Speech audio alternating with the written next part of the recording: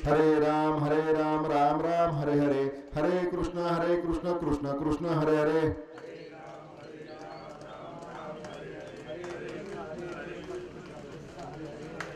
पुंडलिका वरदे हरिठ्ठल श्री ज्ञानदेव तुकाराम पंढरीनाथ भगवान की जय. माऊली ज्ञानेश्वर महाराज की जय. जगद्गुरु तुकाराम महाराज की जय. सद्गुरु श्री संत शेख मोहम्मद महाराज की जय. सब संतन की जय. क्षणोक्षणी हाची करावा विचार, तरावया पार भव सिंधू. नाशिवंत देह जाणार सकळ, आयुष्य खातो काळ सावधान. संत समागमी धरुणी आवडी, करावी तातडी परमार्थाची. तुका म्हणे एही लोकीचे व्यवहारे, नका डोळे दुरे भरुणी राहो.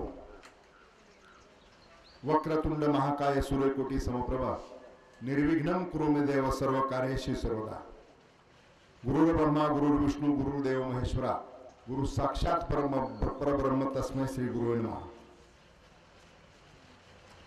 आज या ठिकाणी खरं तर प्रवचन रूपी सेवा करत असताना आपण कशाच्या निमित्तानं प्रवचन रूपी सेवा आहे हे आपल्या सगळ्यांना माहीत आहे. परंतु वक्ता या नात्यानं, प्रवचनकार या नात्यानं परिहार देणं आवश्यक असतं. म्हणून या ठिकाणी मी आपल्या सगळ्यांच्या समोर प्रवचन रूपी सेवेसाठी कशाच्या निमित्तानं हा परिहार देऊ इच्छितो.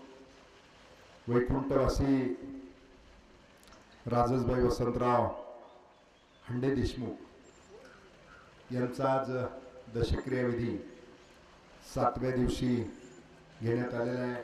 त्यांना आपल्यातून जाऊन 7 दिवस झालेले आहेत. वयाच्या 92व्या वर्षी त्यांनी अखेरचा श्वास घेतला. जीवन जगत असताना त्यांनी त्या ठिकाणी आदर्श असं जीवन जगण्याचा प्रयत्न केला. कधी अनुकूल परिस्थिती असताना, कधी डोक्यामध्ये कुठली हवा नाही, आणि प्रतिकूल परिस्थिती आल्यानंतर देखील त्या ठिकाणी भक्कमपणाने त्या प्रतिकूल परिस्थितीवर मात करण्यासाठी प्रयत्न त्यांनी जीवनभर केले. त्यांनी त्या ठिकाणी आपली कुटुंब व्यवस्था आदर्श पद्धतीने कशी घडवता येईल याचा प्रयत्न त्यांनी जीवनभर केला. नात्यानं त्या माझ्या आत्या. खरं तर आमचे आजोबा भिकाजीराव पाटील शेलार आणि आमच्या आजी भागीरथीबाई शेलार यांचे ते पहिलं अपत्य थोरल्या कन्या. खरं तर आमच्या परिवारातला, त्या पिढीतला शेवटची ज्योत 7 दिवसापूर्वी मालवली. खूप प्रेमळ स्वभाव. त्यांनी त्यांची मुलं कैलासदाजी असतील, दत्तात्रयदाजी असतील, बाळासाहेबदाजी असतील, शारदा वहिनी, त्याचबरोबर बेबीताई, मंगलताई यांच्यावरती अत्यंत चांगल्या प्रकारचे संस्कार करून आदर्श अशी कुटुंब व्यवस्था त्यांनी त्यांच्या जीवनामध्ये घडवली. अत्यंत प्रेमळ स्वभावानं सर्वांना जिंकण्याचं काम त्यांनी जीवनभर केलं आणि 7 दिवसापूर्वी त्यांची प्राणज्योत मालवली.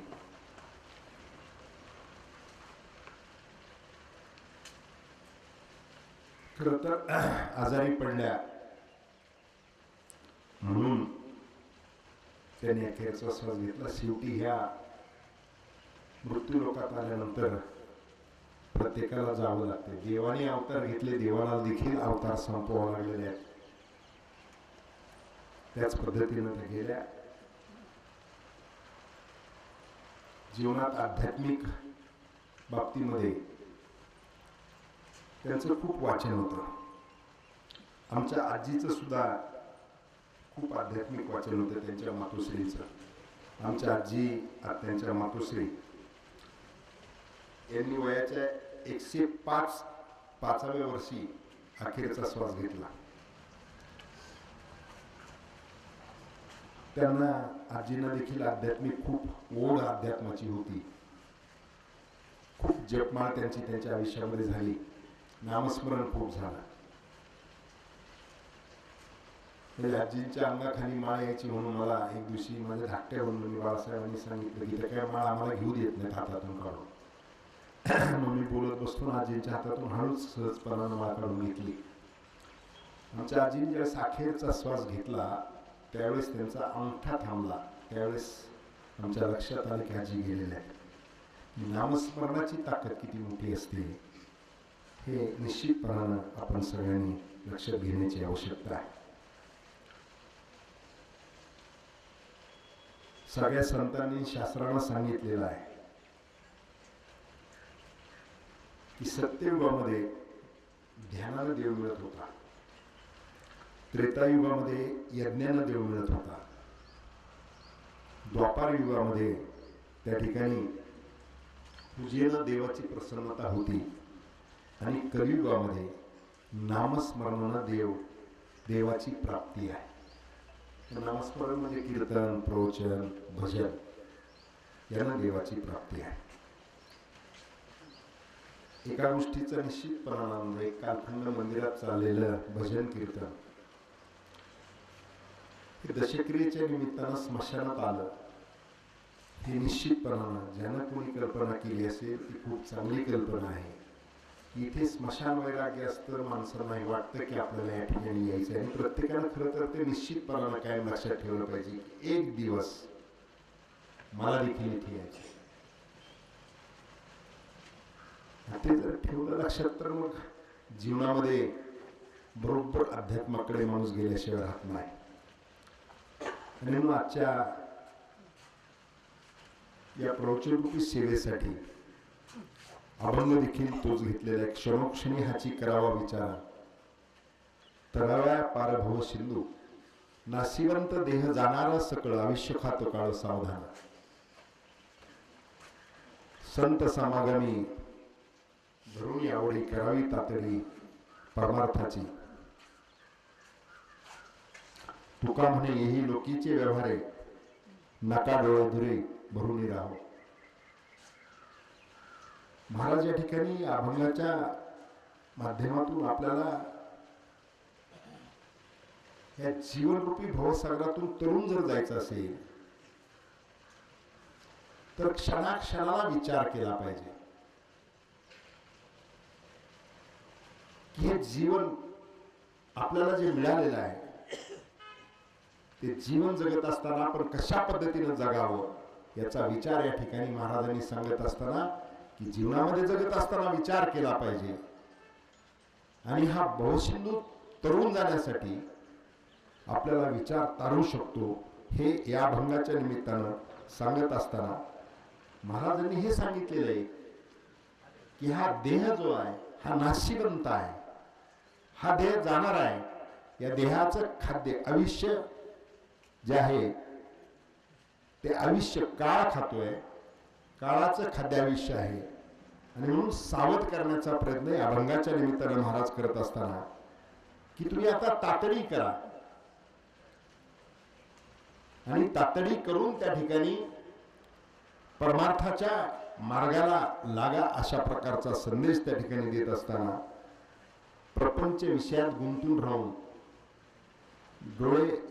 डोळ्यात धूर घालून प्रपंचाचा विषयाचा धूर घालून बसू नका अशा प्रकारचं महाराज या अभंगाच्या निमित्तानं सांगतायत. अभंगाचा अर्थ आपण पाहिलाय. या ठिकाणी अभंगाचं निरूपण मी या ठिकाणी आपल्या समोर करण्याचा प्रयत्न या ठिकाणी करतो, ठेवण्याचा प्रयत्न या ठिकाणी करतो. महाराजांनी अभंग घेत असताना क्षणोक्षणी असं का म्हटलं?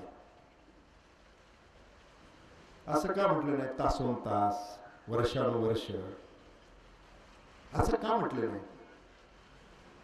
त्याचं कारणच असं आहे की आपला मनुष्याचं कसं आहे की आपण जर म्हटलो आपल्याला फार लांब जाऊन यायचंय. मग माणसं म्हणतात नको फार लांब जायचं असेल तर चला ह्या इथं जाऊन येऊ म्हटलं की माणसं म्हणतात चला येऊ जाऊ. ही पद्धती आहे. आणि म्हणून क्षणोक्षणी म्हणजे आयुष्य माणसाला किती आहे, मिळालेल्या आयुष्याच्यातला अर्धा आयुष्य आपलं झोपेत जाते,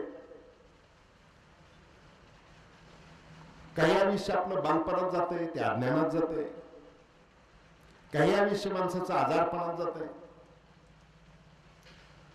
आणि मग उरलेलं आयुष्य त्या आयुष्यात क्षणाचा भरोसा नाही.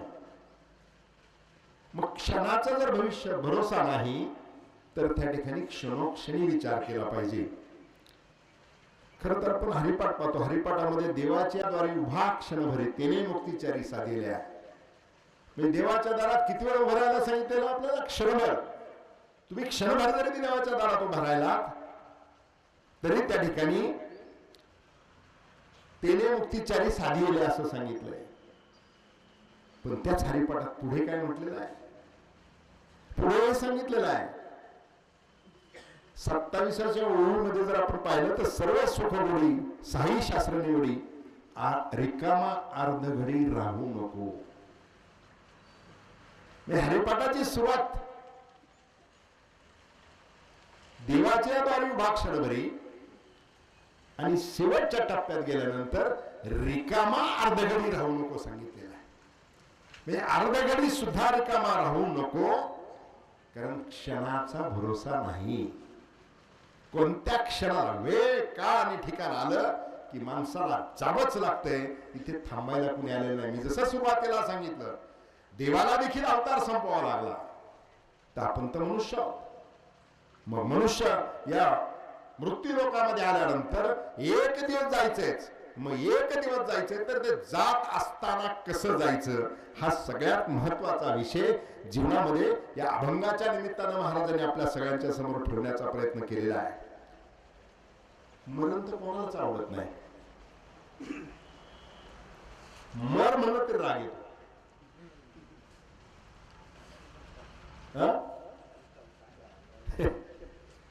मर म्हटलं तरी राग येतो.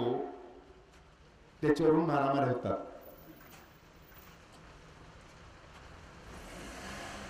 मरण कोणालाच आवडत नाही. एक मुली आहे, रोजचा क्रम सकाळी जायचं, सरपण गोळा करायचं जंगलात, डोक्यावर मुळी घ्यायची, गावात यायचं, सगळीकडे फिरायचं, विकायची ती मुळी, ते पैसे घ्यायचे आणि त्याच्यावरती उदरनिर्वाह करायचा. खूप वैतागलेला असतो. एक दिवस तो वनवन फिरतो, ते सगळं सरपण गोळा करतो, येतो आणि वैतागलेला असतो. दुपारच्या उन्हाळ्याचे दिवस असतात, दुपारच्या उन्हामध्ये वैतागलेला असतो आणि वैतागलेल्या अवस्थेमध्ये त्या ठिकाणी तो मुळी टाकतो किंवा झाडाच्या सावलीला बसतो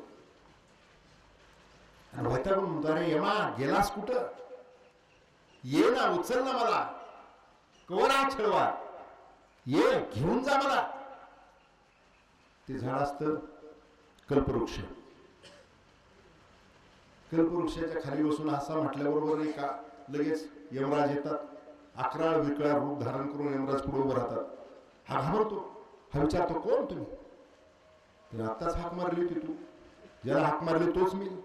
तू कंटाळलास ना जीवनाला, चल ना मग तुला न्यायला आलोय. नाही नाही म्हणला, की कंटाळ वगैरे काय ना, मुली उचलू लागायला कोणी नव्हतं म्हणून आवाज देत होतो. मी माणसं मरणाला किती भीती या बापू, मरणाला माणूस किती भीतो हे आपण या ठिकाणी पाहिलेलं आहे. खरं तर हा भवसिंधू तरुण जाण्यासाठी आपल्याला जीवनामध्ये विचार करण्याची आवश्यकता आहे. क्या भवसिंधू, हा भवसिंधू याच्यासाठी वापरलाय की तुमचं आयुष्य जे आहे ते आयुष्य जगत असताना ते पार करण्यासाठी, जसा समुद्र आहे अथांग आहे, त्याचा अंत लागत नाही, आणि मग तो पार करून जात असताना किती दुःख आहे. जीवन तसंच आहे आपलं, दुःखाने भरलेलं आहे. परंतु सुख जे आहे ते अत्यंत क्षणिक आहे. पुन्हा एक मुळीविक्याचा दृष्टांत माझ्या नजरेसमोर आला. असाच एक मुळीविक्या त्या ठिकाणी मुळी घेऊन चाललेला असतो आणि तेवढ्यात वाघ डरकाळी टाकतो. वाघाची डरकाळी ऐकल्यानंतर तो वळून पाहतो, तो वाघ जवळ आलेला आहे. डोक्यावरची मुळी टाकतो आणि पळत सुटतो. वाघ हा पुढे वाघ मागे, हा पुढे वाघ मागे. पळत जाताना त्याला एक वटवृक्षाची पारंबी दिसते आणि तो पटकन पकडतो. त्या पारंबीने सरळ थोडासा वर जाण्याचा प्रयत्न करतो. आता त्याच्या लक्षात येते की वाघाच्या झटक्यातून आपण आता भासलेलो आहे. पण ते नेमकं त्या वडाच्या झाडीखाली एक विहीर असते. खाली विहिरीत पाहतो तर नाग आहे. याचा झटका त्या पारंबीला बसल्यामुळं वर महाळाचं पोळ होतं. पक्षी उडाले फांद्यावरून. ते पक्ष्याचा त्या पोळाला धक्का लागला म्हणून माश्या उडाल्या. माश्या चावत होत्या, परंतु त्या एका पक्ष्याचा धक्का मधाच्या कांद्याला लागलेला होता. मागे वाघ, खाली नाग आणि वरून एक मधाचा थेंब आला. त्याने जीभ बाहेर काढली आणि तेवढा घेतला सुखावला. दुःख किती आहे, एवढा मोठा भयंकर दुःख, पण एक क्षणाचं आनंद त्याने घेतला.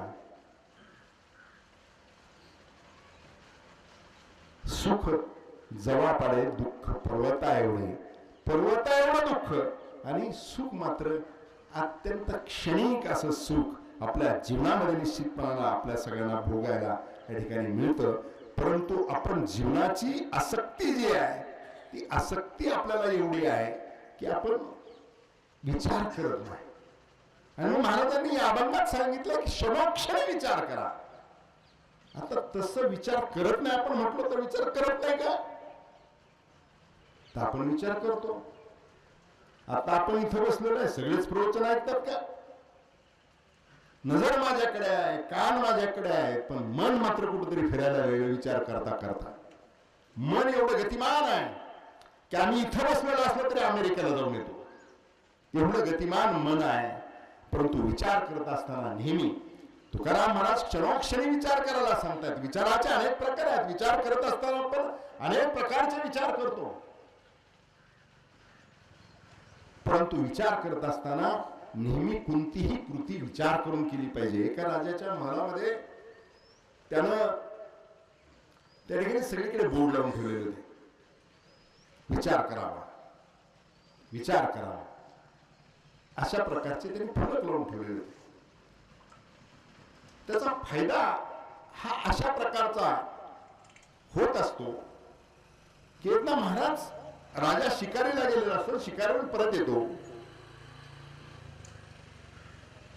आणि येत असताना दुपारच्या वेळेला त्या राजाची धर्मपत्नी महाराणी तिनं युवराजाला जेवण वाढलेलं असतं. जेवण वगैरे करून युवराज त्या ठिकाणी जेवण झाल्यानंतर राजाच्याच शेण कक्षामध्ये त्या ठिकाणी जातो. युवराज स्वतःच्या अंगावरती शाल घेऊन झोपतो. महाराणी येते, त्याची आई, आणि ती जेवण झाल्यानंतर ती देखील त्या ठिकाणी ग्रंथ हातात घेऊन वाचत बसते. वाचता वाचता तिलाही गुंगी येते, ती झोपून जाते. हा शिकारून राजा आल्यानंतर त्याला असं वाटतं की माझा शेण कक्ष आहे, महाराणी झोपलेली आहे, बाजूला कोण शाल पांघरून झोपलाय. संताप येतो, चीड येते आणि तो जातो, तलवार काढतो. कोण आहे त्याचे मान छाटून टाकतो, अशा प्रकारचा विचार करतो. पण तलवार जिथे लावलेली तिथे लिहिलेला असतं विचार करा. आणि विचार करावा असल्यानंतर त्याला असं वाटतं की कोण झोपलेलं ते तो पाहू. तोंडावरची शाल काढतो. युवराज पाहतो, हातातली शाल तलवार गळून पडते. विचार हा माणसाच्या जीवनामध्ये अत्यंत आवश्यक गोष्ट आहे.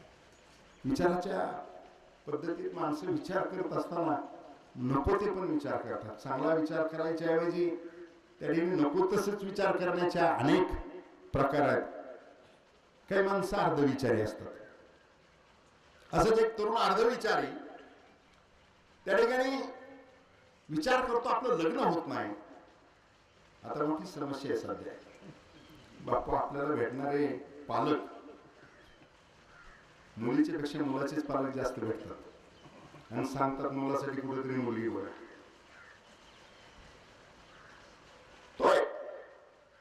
विवाह इच्छुक असणारा तरुण विवाहासाठी तपश्चर्या करायची ठरवतो. तो जातो मारुतीच्या मंदिरात बसतो, खूप तपश्चर्या करतो. तपश्चर्येनंतर मारुती प्रसन्न होतात. त्याला विचारतात, का बाबा, का तपश्चर्या केली, काय पाहिजे तुला, सांग म्हणा. तर तो म्हणतो, काय नाही राया, मारुती राया, हनुमंता, माझं लग्न होत नाही. अरे म्हणे, काय, कसा अर्ध विचार करतोस, मी नैष्टिक ब्रह्मचारी आणि तू लग्नासाठी माझी तपश्चर्या करतोस. हा मान काय माझ्याकडे मिळत नाही म्हणे, प्रभू रामाकडे जा. तो उठतो, हनुमंतरायांच्या सल्ल्याप्रमाणे रामाकडे जातो, रामाची थोडी तपश्चर्या करतो. तर हनुमंतांना सांगितलं म्हणून राम देखील लगेच प्रसन्न होतात. राम विचारतात, काय पाहिजे बालका. तुम्ही काय नाही, माझं लग्न होत नाही, माझं लग्न झालं पाहिजे. प्रभू रामचंद्र तथास्तु म्हणतात, त्याचं लग्न होतं, सुंदर पत्नी मिळते, आनंदाने त्या ठिकाणी प्रपंच करायला लागतो. आणि एक दिवशी यात्रेत जातो. यात्रेमध्ये दुपारपर्यंत नवरा बायको खूप फिरतात, त्या यात्रेचा आनंद घेतात, गर्दी खूप असते आणि दोघांचा एकमेकाचा हात सुटतो आणि बायको यात्रेत हरवते. याला वाटतं आता काय करावं, 8 दिवस बायको शोधतो, बायको काय सापडत नाही. मग विचार करतो काय करावं म्हणून. त्याला वाटतं रामाच्या आशीर्वादाने लग्न झालं, प्रभू श्री रामाकडे जाऊ. पुन्हा रामाची तपश्चर्या करतो, प्रार्थना करतो, राम प्रसन्न होतात. राम म्हणतात, आता काय झालं. तो सांगतो की लग्न तुमच्या आशीर्वादाने झालं, सुंदर पत्नी मिळाली, प्रपंच चांगला चाललेला. आता यात्रेत गेलो, फिरत होतो, फिरता फिरता माझी पत्नी हरवली आणि ती मला मिळत नाही. प्रभू माझी पत्नी मला मिळवून द्या. ते म्हणाले, माझी सीता ज्यावेळेस हरवली त्यावेळेस मी हनुमंतरायाला तिथे पाठवलेलं होतं, ते हनुमंतरायाकडे परत जा. सांगण्याचा मतीचा अर्थ असा आहे की विचार करत असताना कोणता विचार आपण करतो, कुठं काय मागितलं पाहिजे, कुठे कोणत्या देवाकडे कोणती तपश्चर्या केली पाहिजे, याचा विचार करण्याची आवश्यकता आहे. काही माणसं पश्चात विचारी असतात. तुमच्याकडे आहे की मला माहित नाही, परंतु काय करायचं, आधी चूक करून ठेवायची, मग नंतर पश्चाताप करत बसायचं. लाभाच्या काय गोष्टी येतात. मध्यंतरी तुमच्याकडे 6 पे आहे का नाही मला माहित नाही. ते 6 पेचं मध्यंतरी आर्थिक मोठं लफडं झालं, आमच्याकडे झालं. व्याज मोठ्या प्रमाणात मिळते म्हणून माणसाने जी उड्या टाकल्या, कुणी एफडी तोडते, कुणी जमिनी विकते. काय काय त्या 6 पेचे जे एजंट होते त्यांनी पाहुणेरावळ्यात एवढे गुंतवले की विशेष नाही. सगळ्यांना वाटलं व्याज खूप मिळतंय, गुंतवले पैसे, झाली एक दिवशी कंपनी बंद. आता पश्चात विचार, अशा प्रकारचा विचार करणं हे अत्यंत चुकीचं आहे. विचार करत असताना त्या ठिकाणी चांगल्या प्रकारचा विचार केला. निरर्थक विचार करणारे काही माणसं असते, काही माणसं विचार करत 10व्या गेल्यानंतर कावळ्याकडे बघत असते, याला किती दात असते, याला एकच डोळा आहे, तो कसा बघत असेल, अस्वलाला किती केस असतील, काय संबंध आहे का. जीवनामध्ये तुला क्षण किती मिळालेले श्वास आणि क्षण जे आहे ते क्षण त्या ठिकाणी आपण जगत असताना योग्य विचार करून त्या ठिकाणी जगलं पाहिजे. काही माणसं निरर्थक विचार करणारे असतात. एकदा असा बसायचा, ते गॅलरीतून बघायचा, म्हशीचा मोठा कळप चाललेला असायचा रोज. त्याच्यातल्या काही म्हशीच्या गोल शिंगाच्या म्हशी होत्या. तो विचार करायचा की या म्हशीच्या शिंगात माझं डोकं बसल का. कामनधामाचा विचार किती दिवस केला, 6 महिने विचार करत होता. एक दिवशी त्याचा मेहना मोठा करामती होता. त्याने मेहण्याला विचारलं, दाजी म्हणला हे म्हशीचं शिंग जे ना गोल, याच्यात माझं डोकं बसेल का. ते मेहण्याला विचार काय करतो, प्रयोग करून बघ. ह्याने रात्रभर विचार केला, दाजीने सांगितले प्रयोग करून बघ. नेमकी ती गोल शिंगाची म्हैस मालकाने सकाळी लई ठोकलेली होती. हे कळप जसा आला तसा तयारीत होता वगैरे. दिलं डोकं खुपसून. म्हैस आधीच ठोकलेली होती, याचं डोकं गुतलं. म्हशीने हिंजड घेतला, आपटू घेतला. इतका जाम झाला, हॉस्पिटलला ऍडमिट करावा लागला. मित्रमंडळी भेटायला गेलं माणूस सापलं. साधारणतः पेशंटला माणूस भेटायला त्याच्या अंगावर काटा येतो, कारण प्रत्येकाचा प्रश्न एकच असतो, तसे त्याला भेटायला गेले माणसं विचारायचे, अरे म्हशीचे शिंगट डोकत तुला साधा विचार केला नाही. त्याला असं कसं काय विचार केला नाही, मी 6 महिने विचार करतो डोकं कसं बसल म्हणून. आता याला काय विचार म्हणायचं. असे अनेक प्रकारचे अविचारी मासा, माशी आणि मनुष्य हे अविचारी कार्यक्रम निश्चितपणे असतो. तर मनुष्याचं सांगत नाही, खरं आपण सगळे अनुभव येतो. मासा माशाचा गळ जो आहे त्याला काय म्हणतो आपण इकडे, त्याला केचवा, दवना, गांडूळ त्याचे तुकडे करून त्याला लावतात. तो जो मासे पकडणार तो गळ टाकतो, माशाचा तुकडा त्या गळाला लागलेला असतो. अनेक पिढ्या माशाच्या त्याचे बापदादा सगळे त्यांनीच गेले, ते आमिषानं थोडे. पण विचार करत नाही, अविचारीपणानं तो मासाचा तुकडा खायला जातो, लगेच गळाला बसला की वर येतो. माशी कुठेही बसते, घाणीवर बसून पुन्हा अन्नावर येऊन बसते. हा विचार आहे. पण जीवनामध्ये विचार कोणता केला पाहिजे, तर विचार सार्थक विचार केला पाहिजे. सार्थक विचार केल्याची उदाहरणं कोणती आहे? अनेक उदाहरणं सार्थक विचाराचे आपल्याला जीवनामध्ये निश्चितपणे पाहायला मिळतील. कर्मवीर भाऊराव पाटलांसारखा की ज्यांचा त्या ठिकाणी गाडगे बाबा कीर्तनातून कौतुक करत होते, त्यांच्या देव पहा सांगत होते. कारण स्वतःच्या प्रपंचाचा कुठला विचार न करता आमच्या पिढ्याला पार शिकल्या पाहिजे, पूर्ण मुलं शिकली पाहिजे, त्यांच्या आयुष्याचं कल्याण झालं पाहिजे म्हणून रयत शिक्षण संस्था काढली आणि त्या संस्थेच्या माध्यमातून अनेक पिढ्या घडवण्याचा विचार केला. तो कर्मवीर भाऊराव पाटलांच्या ठाई त्या ठिकाणी सार्थक विचार होता. सार्थक विचारातलं उदाहरण आपल्याला नाही देत. स्वातंत्र्याच्या लढ्यामध्ये शहीद भगतसिंगाला वयाच्या 23व्या वर्षी फाशी झाली. भगतसिंग एक देशप्रेमानं प्रेरित झालेला तरुण, या देशामध्ये जे काही इंग्रजांनी चालवलं ते चुकीचं आहे, याच्यावरती विरोधामध्ये आवाज उठवला पाहिजे, लढा दिला पाहिजे म्हणून हा तरुण त्या स्वातंत्र्य लढ्यामध्ये उतरला. आणि स्वातंत्र्य लढ्यामध्ये उतरल्यानंतर त्या ठिकाणी त्यांनी लाला लजपतराय यांची झालेली हत्या, त्याचा बदला घेण्यासाठी त्या अधिकाऱ्याची हत्या केली. आणि म्हणून राजगुरू आणि भगतसिंग यांना फाशीची शिक्षा सुनावली गेली. अवघ्या वयाच्या 23व्या वर्षी भगतसिंगाला फाशी झाली. ते भगतसिंग ज्या दिवशी फाशी द्यायची होती त्या दिवशी जेलरने आदेश केला की भगतसिंगाकडे जाऊन या, त्याला घेऊन या. आणि नंतर जेलरला वाटलं आपणच जाऊन पाहू भगत काय करत असेल. एवढा तरला बाण पोरगा आज त्याला फासावर द्यायचं म्हणून जेलर पाहण्यासाठी गेला. जेलर पाहण्यासाठी गेला तर भगतसिंग त्या ठिकाणी सूर्य नमस्कार करत होता, व्यायाम करत होता. काही मिनिटांना त्याला फाशी देणार होते आणि तो सूर्य नमस्कार आणि व्यायाम करत होता. जेलरने विचारलं, अरे भगत तू काय करतोस? त्यानं सांगितलं व्यायाम करतोय, सूर्य नमस्कार करतोय.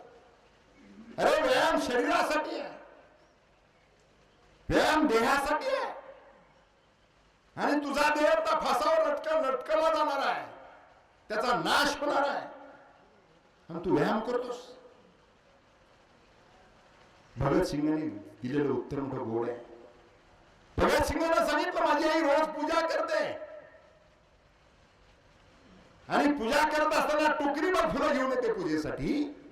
देवाला फुलं व्हायचे असतात म्हणून फुलं घेऊन येते, पण त्या सगळ्या फुलामध्ये फुलं शोधते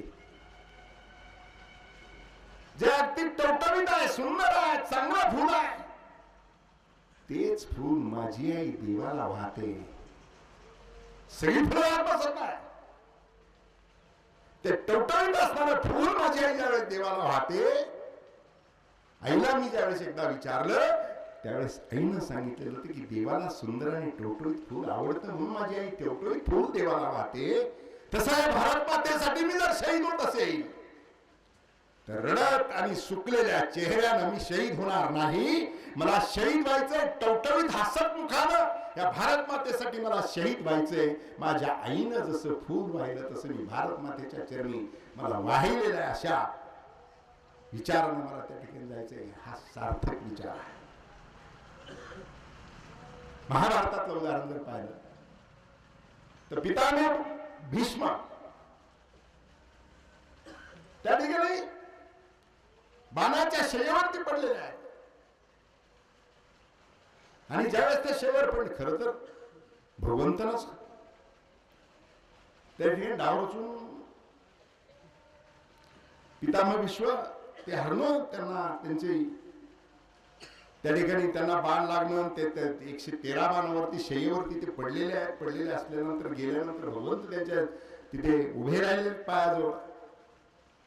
क्षीण आवाजातून पितामह विश्वाने सांगितलं, भगवंत आता मला कुणी त्रास देऊ नका, सगळ्यांना सांगा. 18 दिवस शय्येवर पडलेले असताना 18व्या दिवशी ज्यावेळेस पितामह भीष्मांनी डोळे उघडले आणि भगवंताच्या हातामध्ये ग्रंथ दिला छोटा, विष्णू सहस्रनाम. 11 दिवसामध्ये सार्थक विचार करून विष्णू सहस्रनाम निर्माण केलं. हे सार्थक विचाराचा प्रकार आहे. आणि सार्थक विचार जो आहे तो जीवनामध्ये आपण सार्थक विचार निश्चितपणानं करण्याची आवश्यकता निश्चितपणाने सार्थक विचार केला पाहिजे. आमच्या माता भगिनीला ईश्वरानं दिलेली आगळ्यानी वेगळी शक्ती आहे. महिला एक वेगळं रत्न आहे, रत्नाची खाण आहे. आपला सगळ्यांचा जन्म जो आहे त्या मातेमुळे आहे.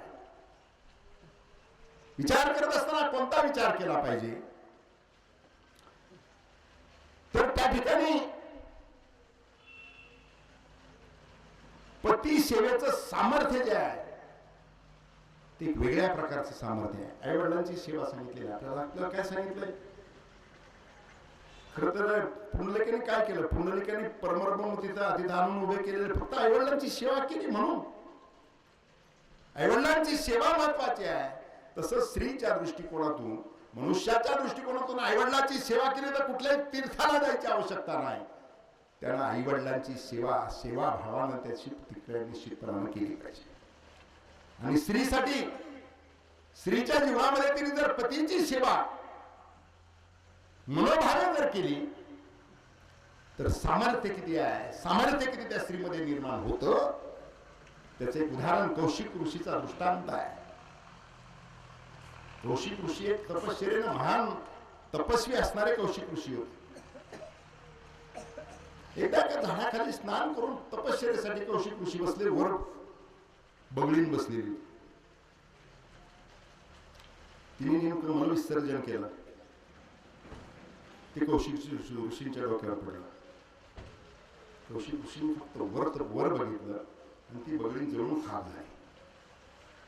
कौशिक ऋषींच्या लक्षात आलं की प्रचंड शक्ती आपल्याला तपश्चर्याच्या निमित्तानं निर्माण आपल्यामध्ये झालेली आहे.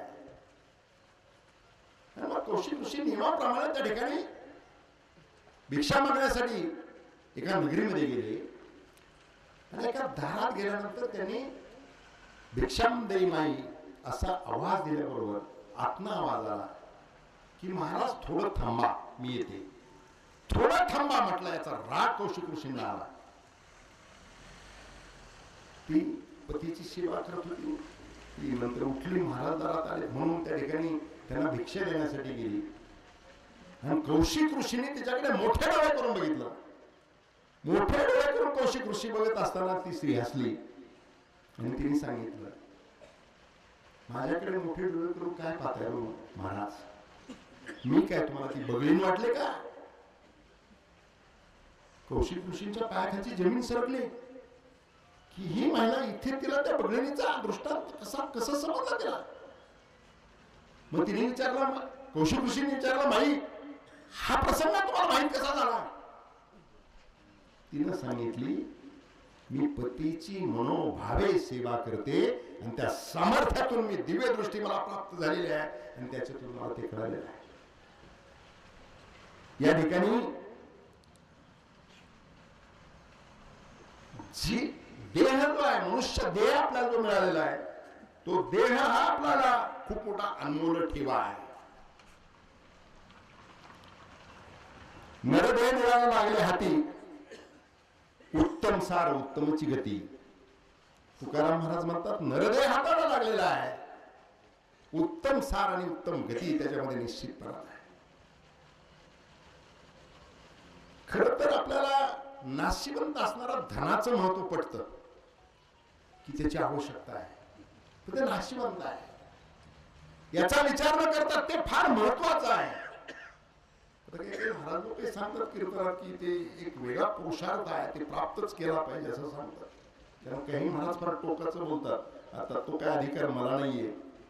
मी काही महाराज तुकाराम महाराजांचे संदर्भ देऊन, तुकाराम महाराज देती घेती ते नरकाशी जाती सांगत होते, त्याच्यामुळं काही महाराज मंडळी त्याच्यावरती प्रकर्षानं वार करत असतात. तर काही महाराज म्हणतात धन मिळवणं हा एक पुरुषार्थ आहे, परंतु ते नाशिवंतच आहे. मग नाशिवंत धनाचं महत्व पडतं. मात्र हा देह जो आहे, देह, या देहाच्या माध्यमातून जगत जेता परमेश्वराची प्राप्ती करण्याची शक्ती कोणत्या धनात आहे, तर देहरूपी धनामध्ये ती शक्ती आहे. देवे दिला देह भजना कोमटा. आपण जर त्या ठिकाणी भजन केलं, ज्याच्यासाठी देह हा जर विचार केला आणि त्याच्यासाठी भजन जर केलं. आता भजन म्हटलं तर प्रत्येकाला प्रश्न असा पडून की भजन करायचं मग सगळे काम धंदे सोडून द्यायचे का? हे यांच्या मनाला लागला, प्रवचनाला लागला सांगायला की भजन करा. महाराजांनी, संतांनी, शास्त्रांना आपल्याला भजन करण्यासाठी असं काही सांगितलं नाही. सगळे काम धंदे सोडून द्या आणि फक्त भजन करत बसा, टाळ कुठत बसा असं सांगितलं नाही. भजन म्हणजे काय?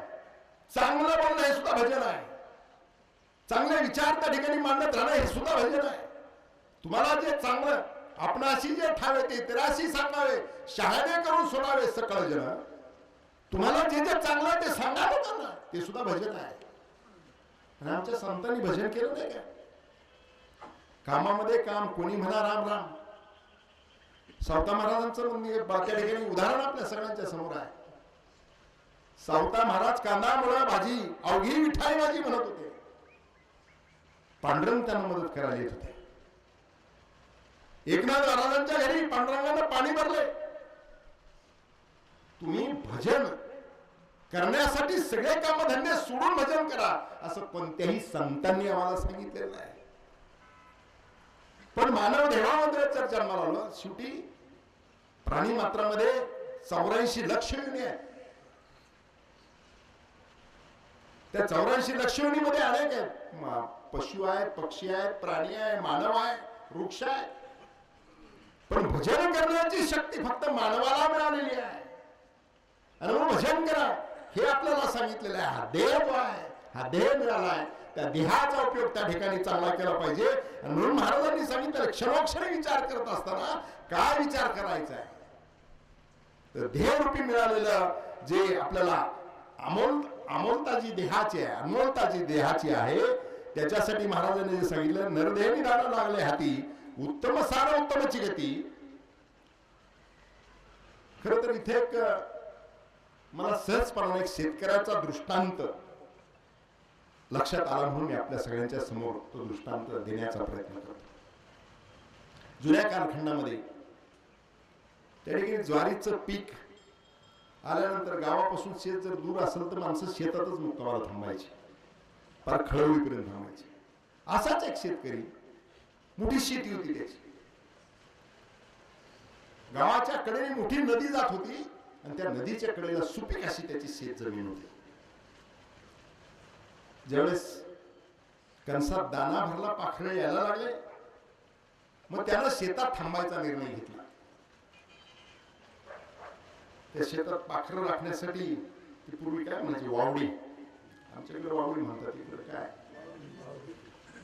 ती वावडी त्याने बनवली. त्या वावडीवरनं पाखरं हाकायचं तो काम करत होता. एक दिवशी सकाळी पाखरांचं थोडस कमी प्रमाण झाल्यानंतर सहज शेताच्या कडेनं फेरफटका मारत असताना नदीच्या कडेनं तो शेतकरी चाललेला. नदीच्या कडेनं जात असताना बरोबर एक कठडा असा निखळला त्याच्या नजरेसमोरच, आणि त्याच्यात एक त्याला सुवर्ण हंडी ती दिसली. आता त्याला त्याचं ज्ञान नव्हतं. ती हंडी त्याने घेतली, पाहिलं, त्याच्यामध्ये लाल रत्न होते.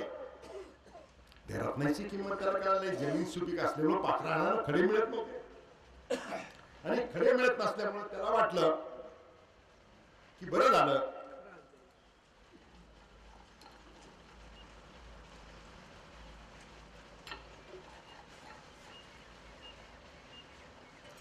हे पाखरं आणायला आपल्या कामाला येईल. तो हंडी घेऊन गेला. हंडी ती त्याच्यातले जे लाल खडे समजून त्याला ते सगळे वावडीवरती खाली केले आणि पाखरं आणण्यासाठी त्याचा वापर करायला लागला. रोज बुकणीत पाखरं आले की बुकणीत तो खडा घालायचा आणि पाखरं मारायचे. त्याच्या बुकणीतून फेकलेला खडा नदीत जाऊन त्या ठिकाणी पडायचा, तो बुडायचा. त्याच्यातलं एक रत्न याच्या रस्त्यावरती बांधावरती पडलेलं होतं. त्याची बायको नित्यानं त्याचं जेवण घेऊन यायची, जेवण देऊन परत जायची. तिच्याबरोबर त्याचं लहान मुलं आलेलं, त्या मुलाला ते लाल गुटीसारखा खडा दिसल्यानंतर त्याला ते आकर्षण वाटलं, त्याने ते घेतलं, त्याच्याबरोबर खेळायला लागला. आईचं काम आटोपल्यानंतर आई परत घरी गेल्यानंतर ती मूल त्याच्याबरोबर त्या खड्याबरोबर खेळत होती. दुसऱ्या दिवशी सकाळचा स्वयंपाक करत असताना ती मुलगा उठला, ते गुटी बरोबर खेळत होतं. आई स्वयंपाक करत असताना तिच्या लक्षात आलं की आपल्या घरातलं मीठ संपलेलं आहे, घरात तर पैसा नाही, करायचं काय म्हणून तिला सहज त्या गोटीवरती लक्ष गेलं. तिला सांगितलं, तिला वाटलं की हे जर दुकानदाराला दिलं आणि त्यांनी जर त्याचं पसाभर मीठ दिलं तर आपलं काम होऊन जाईल. ती त्या दुकानात जाते, दुकानदाराला ती गुटी देते. ती म्हणते की एवढी ठेवा, मला पसाभर मीठ द्या. त्या दुकानदाराकडे नेमका एक जवाहीर बसलेला असतो. ते पाहिल्याबरोबर रत्नाची किंमत त्याच्या लक्षात येते. ते रत्न हातात घेतो, तो सांगतो हिला एक पैशाचं मीठ द्या. त्या बाईकडून घराचा पत्ता विचारून घेतो. घराचा पत्ता सांगितल्यानंतर ती एका छपरात राहत असते. तो जवाहीर म्हणतो की या खड्याची किंमत काय होईल ती मिळते तुम्हाला कळवतो. तो जवाहीर जातो, त्याची किंमत करतो. 1,00,000 रुपये त्या खड्याची किंमत होते. दुसऱ्या दिवशी त्या बाईकडे तो 1,00,000 रुपये घेऊन जातो. तिला 1,00,000 रुपये देतो. ती पाहून आश्चर्यचकित होते आणि तिला असं वाटतं की आता 1,00,000 रुपये येत आहेत. गावातल्या चांगल्या लोकांचा सल्ला घेऊन ते एक वाडा विकत घेते आणि पती ज्वारीचं खळ झाल्यानंतर गावात येणार आहे तोपर्यंत पतीला सांगायचं नाही, त्याने एक आश्चर्याचा धक्का द्यायचा. अशा प्रकारची तिची मानसिकता तयार होते. ती वाडा घेते, लागणाऱ्या वस्तू त्या ठिकाणी चांगला वाडा सजवून ठेवते. पतीला रोजचा जेवण घेऊन जात असताना ज्या दिवशी खळ झाले, ज्वारी तयार झाली, त्यावेळेस पतीला सांगते, आज आता मी थांबते, आपण बरोबरच जाऊ आपल्या घरी, तुम्ही खूप दिवस झालं शेतात राहताय. आणि ती गाडी घेऊन बरोबर ती वाड्याच्या पुढे येते. पतीला सांगते, घ्या आपला वाडा. ते म्हणे, आपला कसा असू शकतो, कोणा श्रीमंताच्या वाड्याच्या पुढे मला घेऊन आलीस, का घेऊन आलीस इथे? मग ती पतीला सांगते, कोणा श्रीमंताचा नाही, हा आपला वाडा आहे. ते कसं शक्य? तो म्हणतो हे कसं शक्य आहे, आपण छपरात राहणारी माणसं. ती म्हणते, शेतात मला बांधावरती एक लाल गुटी आपल्या मुलाला सापडलेली होती, त्या खड्याची किंमत 1,00,000 रुपये झाली, त्याच्यातून हा वाडा घेतला. ऐकल्याबरोबर मूर्छा येऊन तो पडतो. शेतकऱ्याला वाटतं ते लाल गुटी म्हणजे आपण पाखरांना वापर मारण्यासाठी वापरलेले खडे, त्याची किंमत 1,00,000 रुपये होती. तो मूर्छा येऊन पडल्याबरोबर ती त्याला प्रयत्नपूर्वक त्या शुद्धीत आणण्याचा प्रयत्न करते, उठवते. काय झालं ते म्हणाले, असे कितीतरी लाल खडे जे आहेत ती पाखरं हाणण्यासाठी मी वापरले आणि त्या खड्याची किंमत 1,00,000 रुपये होती. ती सांगते हो. त्याला पुन्हा मूर्छा येते, पुन्हा तो बेशुद्ध होतो आणि ती प्रयत्नपूर्वक जागा करते आणि ती त्याला सांगते. ती सुज्ञ असते, सुज्ञपणाला ती त्याला सल्ला देते, जे गेले ते खडे परत येणार नाही, पण एका खड्याच्या माध्यमातून मिळालेले 1,00,000 रुपये त्याच्यातून बांधलेला मिळवलेला वाडा आहे, मिळवलेलं जे ऐश्वर्य आहे त्याचा आनंद घ्या, मूर्छित होऊन दुःखी होऊ नका. एक खडा वाचला होता, त्याच्यातून जे मिळालंय त्याचा आनंद घेण्याचा प्रयत्न करा. आपल्या जीवनाचं तसंच आहे. श्वास गेले तर त्या लाल रत्नरूपी श्वास जे आहे ते श्वास गेले, या हंडीतून ते श्वास गेलेले आहेत. गेलेल्या श्वासाचा विचार करत बसण्यापेक्षा, काय चुकलं काय बरोबर याचा विचार करण्यापेक्षा, त्या चुकांचा विचार करून मूर्छित होण्यापेक्षा उरलेले श्वास जे आहेत ते श्वास सत्कारणी कशी लागतील याचा विचार करण्याची आवश्यकता आहे. कारण क्षणभंगूर नाही भरोसा. आयुष्य असं आहे की ते क्षणभंगूर आहे. वारे सावध तोडा माया आशा. क्षणभंगूर आहे. हातातला घास घेण्याची सत्ता देखील आपल्याला नाही. आणि मग गेले ते श्वास गेले, पण राहिलेले श्वास आहे, त्या श्वासाचा उपयोग क्षणोक्षणी हाची करावा विचार. तर सगळ्यांना त्या ठिकाणी असते. काही माणसं एवढा काय काय म्हणण्यापेक्षा प्रत्येक जण जसं मग असे मी सांगितलं, मरण कोणाला नकोच आहे. ध्येयाची आसक्ती प्रत्येकालाच आहे. मग क्षणभंगूर आहे हे ऐकतो आपण, पण हा विचार करत नाही की उरलेलं आयुष्य कशा पद्धतीनं कारणी लावायचं याचा विचार आपण करत नाही. खरं तर देहाची आसक्ती अशा प्रकारची आहे. महर्षी नारद ऋषी पृथ्वी पर्यटन करत असताना सहज त्यांच्या डोक्यात आलं, वैकुंठाला जाऊन नारद ऋषीच होते, ते महर्षी होते, भगवंताचं काय चाललंय ते पाहून म्हटले. ठीक आहे, तर भगवंत एकटंच बसलेले. त्यांनी भगवंताला विचारलं, भगवंत एकटंच कसे बसले तुम्ही, का कोणीच नाही वैकुंठाला, आजकाल कोणी येत नाही. ते म्हणले ना महर्षी, वैकुंठाला लोक नको म्हणतात, कोणी येत नाही, मी एकटाच बसलेलो आहे, माझं पण मन रमत नाही. तेवढ्या भगवंत असं कसं शक्य आहे, एवढ्या सुख वैकुंठात आहेत, वैकुंठाला लोक का नाही म्हणतात. भगवंत विश्वास बसत नाही त्याच्यावरती. मग भगवान सांगतात, अरे खरंच आहे महर्षी, उलट तू जा,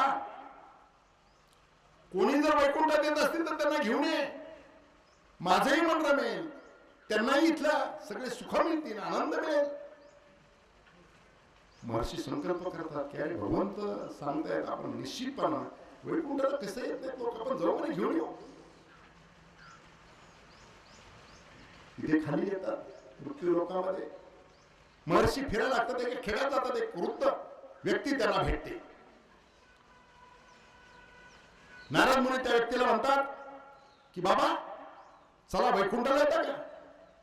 ते म्हातार फार चिडतं, म्हणजे जोगड्या तुला ना काम धंदा, भीक मागून पोट भरतो, मला वैकुंठाला चल म्हणतो. माझी मुलं आहेत, सुना आहेत, श्रीमंती आहे, नातवंड आहेत, आनंदाला सुखानं मी जगतोय, मला न्यायला नाही आलास वैकुंठाला, चालता. महर्षी नाराज होतात, पुढे जातात. एक तरुण भेटतो, त्या तरुणाला विचारतात, येत आहे काय वैकुंठाला. तो नाव, मी अजून हट्टा कट्टा आहे, मला खूप जीवन जगायचंय, आनंदानं जगायचंय, कोणीतरी म्हातारा डोळा पांगळा बघा, त्याला न्या, मला कुठे नेताय. पुढे जातात, आणखी एकाला भेटतात, तोही म्हातारा असतो. तो त्याला म्हटल्यानंतर तोही तसंच सांगतो, डोळं पांगळं कोणीतरी बघा, मी धाकटा कट्टा आहे, जरी वय झालेलं असलं तरी माझं घर, माझा प्रपंच, माझी मुलं बाळा, माझी श्रीमंती, सगळं चांगलं आहे, मला नाही यायचं वैकुंठाला. महर्षी नारद खूप नाराज होतात, खूप नाराज होतात. एका दुकानच्या पुढे उभे राहतात. त्या दुकानात नेमकी एक सीटची गंध वगैरे लावलेला. त्याला असं वाटतं की हा आध्यात्मिक माणूस आहे, नक्की वैकुंठ म्हणल्यानंतर तयार होईल. तो जातो, बसतो, रामराम करतो. महर्षी त्यांना म्हणतात की सेठ, मुलगा तुमचा व्यापार बघतो असं दिसतंय, तुम्ही जीवनामध्ये बरंच काय कमवून ठेवलेलं दिसतंय, येता का वैकुंठाला. तो शेठ मोठा सावकाशपणानं म्हणतो, खूप इच्छा आहे वैकुंठाला यायचेच महर्षी, परंतु अजून मुलगा जो आहे ना, तो व्यापार सांभाळण्या इतका लायक झालेला नाही, योग्य झालेला नाही. थोडे दिवस जाऊ द्या, मी परत येतो, तुम्ही परत या, मी वैकुंठाला येईल. आनंदी होतात महर्षी. त्यांना असं वाटतं की आता देवर्षी नारद मुनीला वाटतं की आता एक माणूस तयार झाला, मी भगवंताकडे घेऊन जाईल. काही दिवसांना परत जातात. आता व्यापार मुलगा सांभाळलाय, त्याचं लग्न व्हायचंय, लग्न झालं की येतो. नंतर काही दिवसांनी परत जातात, त्याचं लग्न झालेलं असतं, म्हणजे लग्न झालंय पण त्याला अजून मुलगा व्हायचाय, मला नातू झाल्यानंतर येतो. नातू झाल्यानंतर आता चला, नातू झाला काय म्हणे महर्षी यायचंय, पण देवर्षी अडचण माझी अशी झालेली आहे की हा नातू सज्ञान झाला पाहिजे, मग येतो. नातू सज्ञान होतो. देवर्षी नारद जातात, त्यांना म्हणतात आता नातू सज्ञान झाला, तोही व्यापार सांभाळायला लागलेला. ते म्हणजे थांबा, थोडस त्याचं लग्न वगैरे होऊ द्या. परत ज्या वेळेस देवर्षी नारद काही दिवसांना जातात आणि काही दिवसांना गेल्यानंतर त्याला विचारतात की येत आहे ना. ते म्हणे नातवाचं लग्न जमलंय, ते उद्यात मग येतो. त्याच्यानंतर त्याचं लग्न होतं, देवर्षी जातात आणि त्यांना विचारतात मुलाला, की अरे सावकार कुठे आहे? म्हणजे त्यांना जाऊन 1 वर्ष झालं. देवर्षी त्या ठिकाणी दिव्यदृष्टी असते, त्या दिव्यदृष्टीने पाहतात तर हा साप होऊन त्या धनावर बसलेला असतो. देवर्षी तिथं जातात, तिथं जाऊन त्याला म्हणतात चला आता, सूक्ष्म रूप घेऊन तिथं धनाच्या जवळ जातात, सापाच्या रूपात असतात, त्याला म्हणतात चला आता, साप होऊन बसले. अहो म्हणे मुलाला याचं रक्षण करता येणार नाही म्हणून साप होऊन इथं बसलेला आहे, थोडे दिवस थांबा.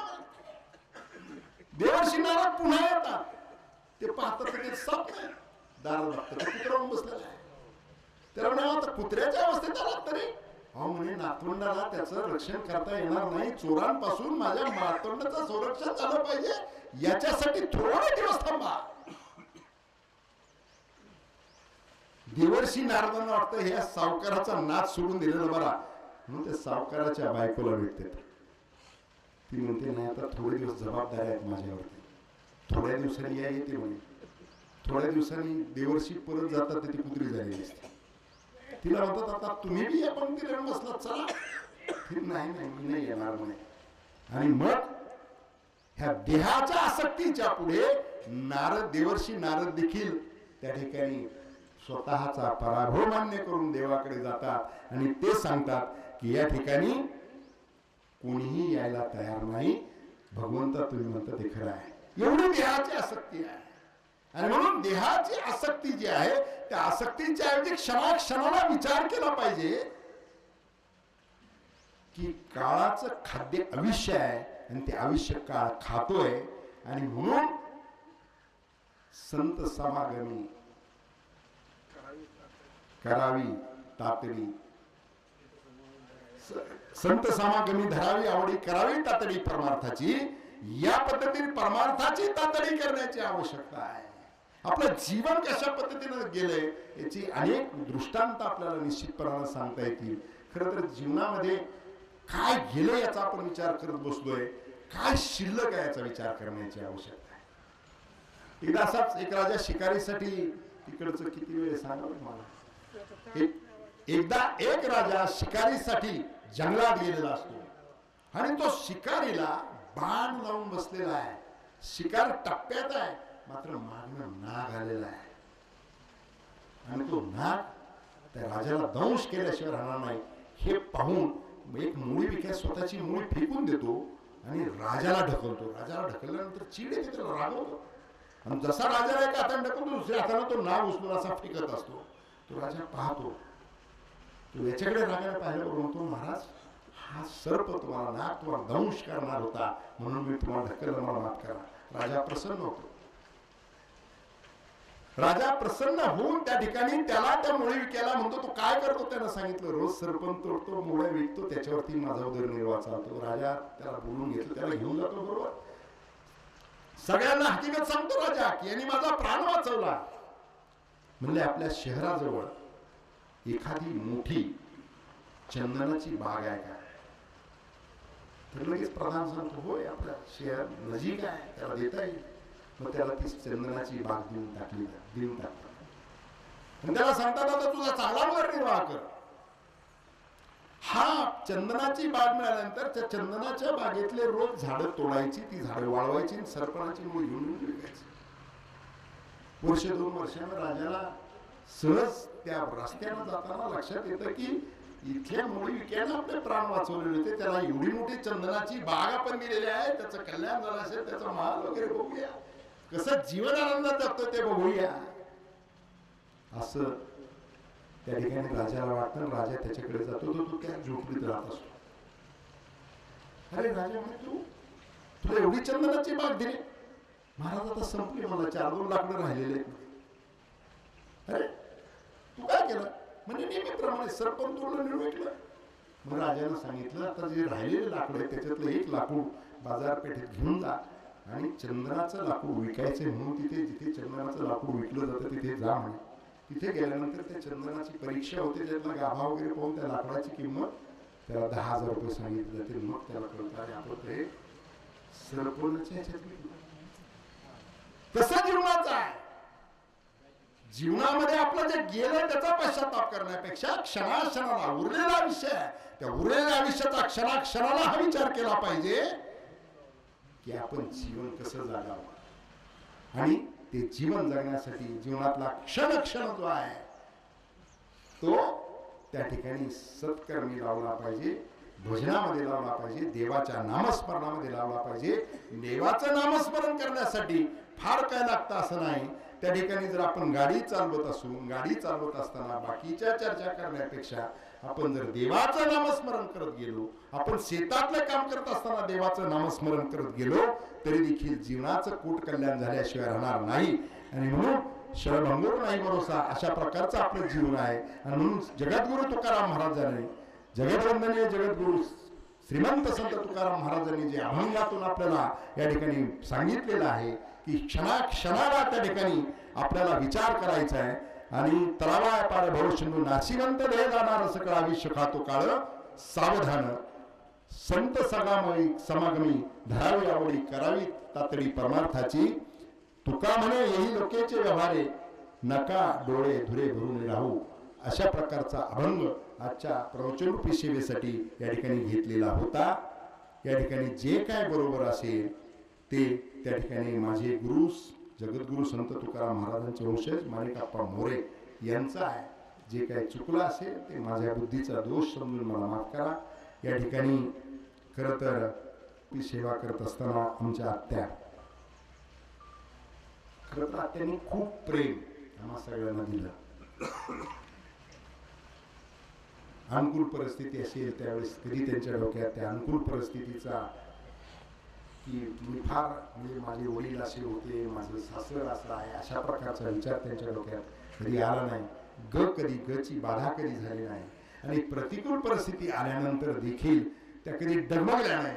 त्या प्रतिकूल परिस्थितीवर मात करण्यासाठी देखील अत्यंत भक्कमपणाने उभ्या राहिल्या.